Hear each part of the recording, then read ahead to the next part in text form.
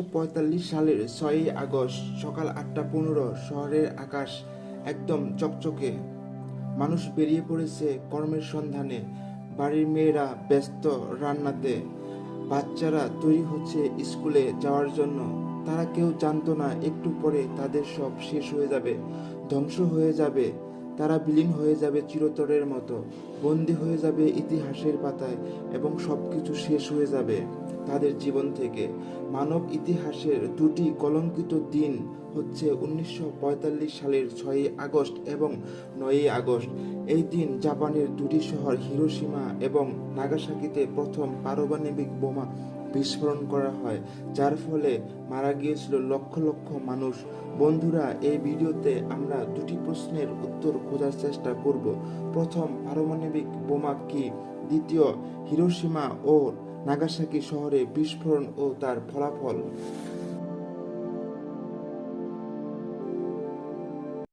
আজকের ভিডিওটি একটু লম্বা হবে, আপনি শেষ পর্যন্ত দেখতে থাকুন, আশা করি সমৃদ্ধ হবেন, আপনার ভালো লাগবে। তো চলুন শুরু করা যাক আজকের এপিসোড।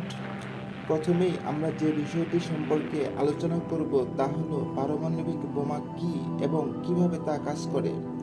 পারমাণবিক বোমার কথা বলতে গেলে প্রথমেই যে বিষয়টি কথা আসে তা হলো পরমাণু। কারণ পারমাণবিক বোমার মূল উপাদান পরমাণু। পরমাণু কোনো অলৌকিক বস্তু নয়, বরং বিশ্বের একটি সাধারণ বস্তু পরমাণু। বিশ্বের সকল মৌলিক পদার্থের ক্ষুদ্রতম অংশ হচ্ছে পরমাণু।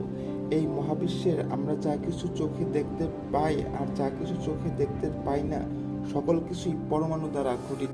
বস্তুর যে ক্ষুদ্র অংশ যাকে আমরা পরমাণুর অ্যাটম বলছি, সেও কিন্তু একেবারে সাদামাটা নয়। সেই ক্ষুদ্র পরমাণু আবার একাধিক ক্ষুদ্র অংশের সমন্বয়ে গঠিত, যেমন ইলেকট্রন, নিউট্রন, প্রোটন ইত্যাদি।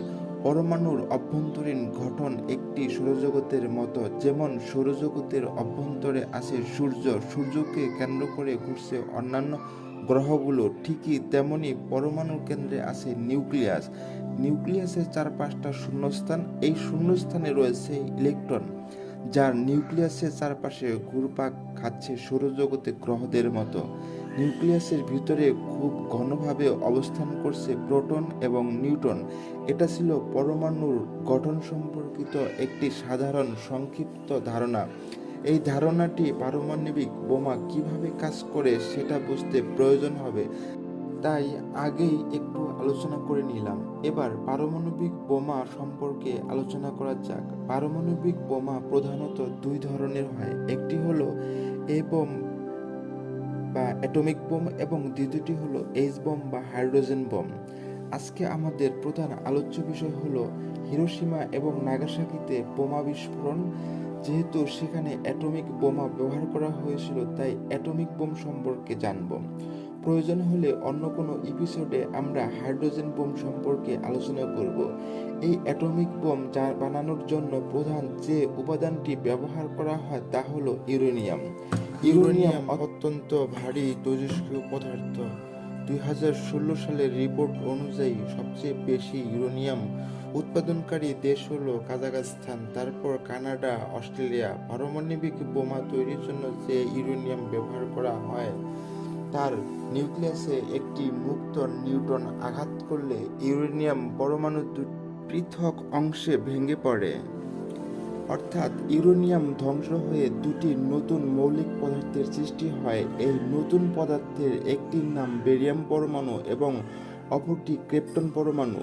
বেরিয়াম এবং ক্রিপ্টন পরমাণু সৃষ্টি হওয়ার সাথে সাথে তিনটি নতুন নিউট্রন কণা এবং বিপুল পরিমাণ শক্তি রিলিজ হয়। নবসৃষ্ট এই তিনটি নিউট্রন অন্য তিনটি অক্ষত ইউরেনিয়াম পরমাণুকে আঘাত করে এবং একই পরিস্থিতির পুনরাবৃত্তি ঘটে। অর্থাৎ আবার বেরিয়াম, ক্রিপ্টন এবং এনার্জি তৈরি হয়।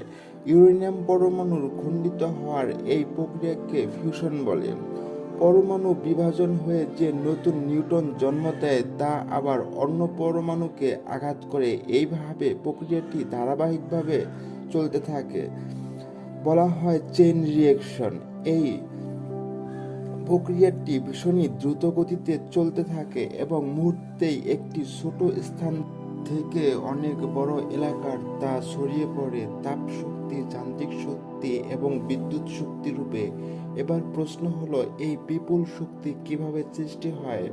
বিভাজন হওয়ার পর ইউরেনিয়াম পরমাণুর অস্তিত্ব লোপ পায় এবং সাথে সাথে কিছু ভরের ক্ষয় হয়, অর্থাৎ দুটি নতুন পদার্থ বেরিয়াম এবং ক্রিপ্টন তৈরি হয়। তাদের মোট ভর ইউরেনিয়াম এর মোট ভরের চেয়ে কিছুটা কম হয়।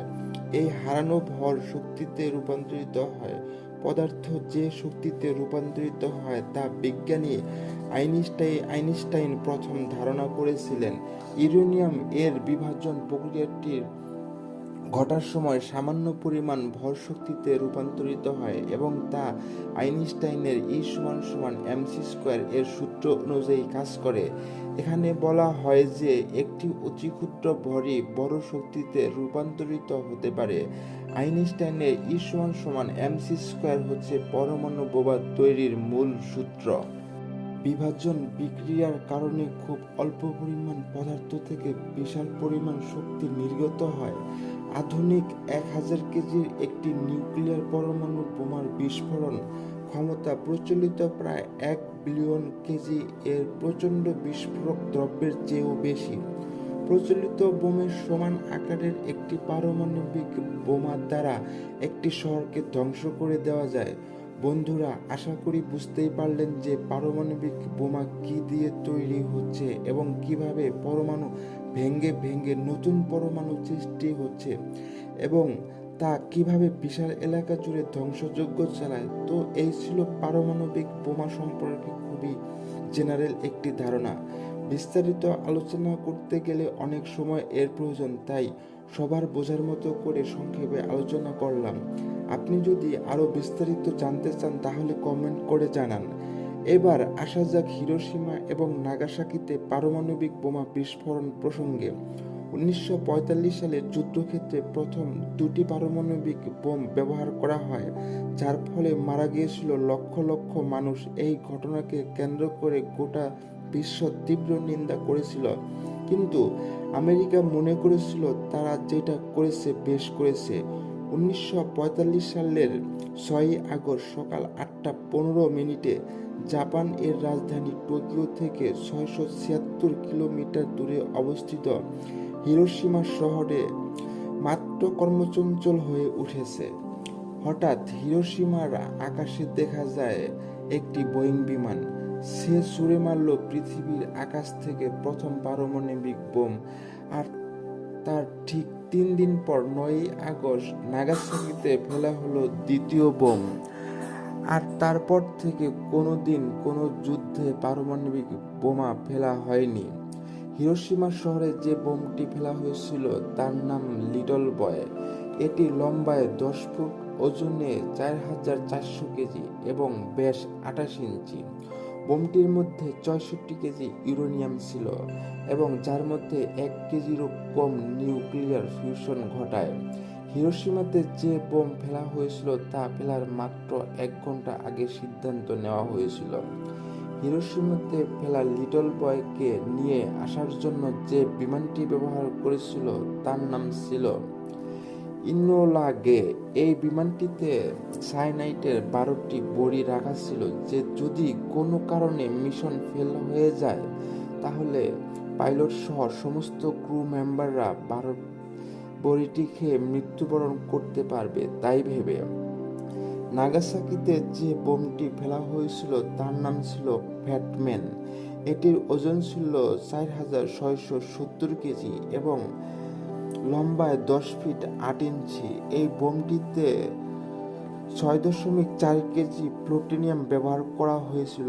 এই প্লুটোনিয়াম ইউরেনিয়ামের চেয়ে অনেক বেশি শক্তিশালী। 1945 সালের 9 আগস্ট 3:49 তিনিয়ান দ্বীপ থেকে B-29 বিমানে ফ্যাটম্যান নামক বোমটি নিয়ে পাইলট সহ অন্যান্য ক্রু মেম্বাররা রওনা হয় জাপানের কোটুরা শহরের উদ্দেশ্যে। প্রায় 7 ঘন্টার পর যখন তারা কোকুরা শহরের কাছে পৌঁছালেন, তারা দেখলেন শহরের উপরে ঘন কালো মেঘ অস্বচ্ছ আকাশ, ফলস্বরূপ তারা টার্গেট চিহ্ন করতে ব্যর্থ হয়। তখন তারা ঠিক করলো তাদের দ্বিতীয় অপশন নাগাসাকি শহরে বোমটি ফেলবে। জাপানের স্থানীয় সময় সকাল 10:58 নাগাসাকি শহরের উপরে বোমটি ফেলা হয়। বোমটি ফেলার 43 সেকেন্ড পর ভূপৃষ্ঠ থেকে 1650 ফুট উপরে ফ্যাটম্যান বিস্ফোরিত হয়। বিস্ফোরিত হতেই সামান্য পরিমাণ প্লুটোনিয়াম বিশাল এলাকা জুড়ে ধ্বংসযজ্ঞ চালায়। কিভাবে এটা এত বিশাল শক্তি উৎপন্ন করে তা আলোচনার শুরুতেই আমি বলেছি। বোমা ফাটতেই বিস্ফোরণ স্থানের উষ্ণতা 3 লক্ষ ডিগ্রি সেন্টিগ্রেড হয় এবং নিচের ভূমিতে উষ্ণতা ছড়ায় 4000 ডিগ্রি সেন্টিগ্রেড, যা স্টিল গলানোর জন্য যথেষ্ট। বিস্ফোরণের ফলে যে প্রচণ্ড বায়ুপ্রবাহের সৃষ্টি হয় তার গতিবেগ ঘন্টায় 1600 কিলোমিটার, যা বড় বড় বিল্ডিংকে বায়ুতে উড়ানোর জন্য পর্যাপ্ত। অকল্পনীয়ভাবে বৃদ্ধি পায় বায়ুর চাপ, 35 টন চাপ সৃষ্টি হয় প্রতি বর্গ মিটার এলাকায়। বিস্ফোরণের পর ক্ষতিকারক রেডিও অ্যাক্টিভ ডেব্রিসগুলো ব্ল্যাক রেইন অর্থাৎ কালো বৃষ্টি হিসেবে বিস্তীর্ণ এলাকায় ঝরে পড়ে ঘণ্টাখানেকের মধ্যে। হিরোশিমার বোমা বিস্ফোরণের স্থানটি ছিল বাণিজ্যিক ও অফিস আদালতের স্থান। বিস্ফোরণের সাথে সাথে প্রায় 500 মিটার বৃত্তের মধ্যে থাকা বড় বড় বাড়ি চোখের পলকে নিতিয়ে পড়ে। প্রায় 8 বর্গ কিলোমিটার এলাকা ধ্বংসস্তূপে পরিণত হয়। 10 আগস্ট পর্যন্ত মৃত্যুর সংখ্যা প্রায় 1,20,000 জন। তাদের মধ্যে বেশিরভাগ মানুষই অসামরিক সাধারণ জনগণ। নাগাসাকি হামলায় আনুমানিক 40 থেকে 60,000 মানুষের প্রাণ গিয়েছিল, পাশাপাশি 70,000 জন মানুষ আহত হয় এবং পরবর্তীতে বিকিরণ প্রভাবজনিত অসুস্থতার কারণে অনেক মানুষ মারা যায়। ফ্যাটম্যান বোমটি লিটল বয় থেকে অধিক ধ্বংসাত্মক ছিল, কিন্তু আকাশ পুরোপুরিভাবে পরিষ্কার না থাকায় বোমটি নাগাসাকি বাণিজ্যিক এলাকায় না ফেলে ভুলবশত উপত্যকা অঞ্চলে ফেলে, না হলে হাজার হাজার নিরীহ মানুষের প্রাণ যেত। পরমাণু হামলার কয়েকদিন পর জাপানের রাজা হিরোহিতো আমেরিকান সেনাদের কাছে আত্মসমর্পণ করেছিলেন। জাপান যদি আত্মসমর্পণ না করত তাহলে পুনরায় 19 আগস্ট আরেকটি শহরে পরমাণু হামলার পরিকল্পনা করেছিল আমেরিকা। এত গেল পরমাণু বোমা বিস্ফোরণের তাৎক্ষণিক ফলাফল। 77 বছর পরেও হিরোশিমা নাগাসাকি শহরে মানুষরা তেজস্ক্রিয়তার দখল আজও পুরোপুরি কাটিয়ে উঠতে পারেনি। এখনও দেখা যায় তেজস্ক্রিয়তার প্রভাবে পঙ্গুত্ব, বিকলাঙ্গতা এবং ক্যান্সার সহ নানা রকম রোগ ব্যাধি। আমেরিকা আজ পর্যন্ত পারমাণবিক বোমা ফেলার জন্য জাপানের কাছে ক্ষমা চায়নি। বারাক ওবামা প্রথম আমেরিকান রাষ্ট্রপতি যিনি হামলার 71 বছর পর 2016 সালে হিরোশিমাতে সফর করেন। প্রতি বছর 6 এবং 9 আগস্ট ঘুরে ঘুরে আসে। হিরোশিমা এবং নাগাসাকি দুই শহরে এই দুই দিনকে স্মরণ করে শহরের মানুষরা উপাসনালয়ে হাজির হয়। ফুল দিয়ে মোমবাতি জ্বালিয়ে নিহতদের কথা স্মরণ করে স্মৃতিস্তম্ভগুলোকে শ্রদ্ধা জানায়। বন্ধুরা, আজকের পর্ব এখানেই শেষ করলাম। এরকম আরও মজার ভিডিও দেখতে আমাদের চ্যানেলটি সাবস্ক্রাইব করে অল বাটনে ক্লিক করেন। Thanks for watching.